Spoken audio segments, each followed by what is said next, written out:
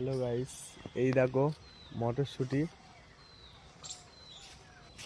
মাসির বাড়িতে এসেছি। এখানে মাসিদের বাগানে মটরশুঁটি চাষ করা আছে, খাওয়ার জন্য, এমনি বিক্রি করার জন্য না। এখান থেকে আমি তুলে তুলে খাচ্ছি অনেকক্ষণ ধরে। এই দেখো অনেকগুলোই হয়ে আছে, এদিকেও আছে গাছ।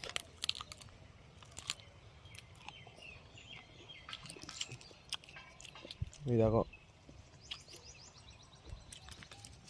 এই দেখো, এগুলো কিন্তু ওই যে বাজারে যে বিক্রি হয় ওগুলো কিন্তু খেতে মিষ্টি হয় না, কিন্তু এগুলো কিন্তু দারুণ মিষ্টি। কারণ এগুলো সঙ্গে সঙ্গে তুলে খেলে না মিষ্টি লাগে, কিন্তু বাজার থেকে কিনে আনলে বাজার যেগুলো বিক্রি হয় আর কি, ওগুলো তো মানে তুলে অনেকক্ষণ, মানে অনেক দেখা যাচ্ছে কালকে তুলে, আজকে তুলে কালকে বিক্রি হলো, কিংবা কালকে তুলে দুদিন পরে বিক্রি হলো। সঙ্গে সঙ্গে যেগুলো বিক্রি হয় সেগুলো মিষ্টি পাওয়া যায়, খুব কম পাওয়া যায় এগুলো, কিন্তু এগুলো খুব মিষ্টি খেতে। দিকটাতেও আছে, এখানে আরও অনেক কিছু চাষ করা আছে মাসিদের বাগানে। পেঁয়াজ চাষ করা আছে, পটল চাষ করা আছে, তারপরে তোমার উচ্ছে চাষ করা আছে, বাঁধাকপি চাষ করা আছে। দেখো উচ্ছে গাছ এখানে আছে, উচ্ছে মনে হয় এখনো হয়নি, পটল হয়েছে। দেখো পটল চাষ করা আছে। আমি ওসব দেখে কি করব, আমার তো মেন মটরশুঁটি খেতে হবে না।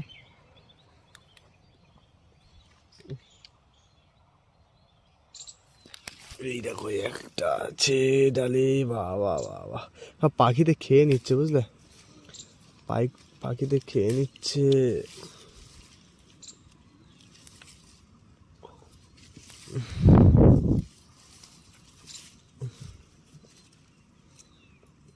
এটা ভাই সব থেকে মোটা আছে দানা।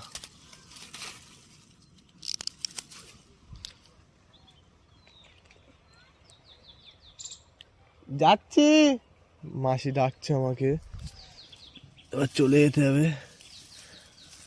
অনেকটা খেয়ে ফেলেছি, পেড়েও ফেলেছি। ওদিকে অন্য ক্ষেত আছে, সেখানে ডাকছে, কি চাষ করেছে সেখানে, মনে হয় বিট কপি চাষ করেছে।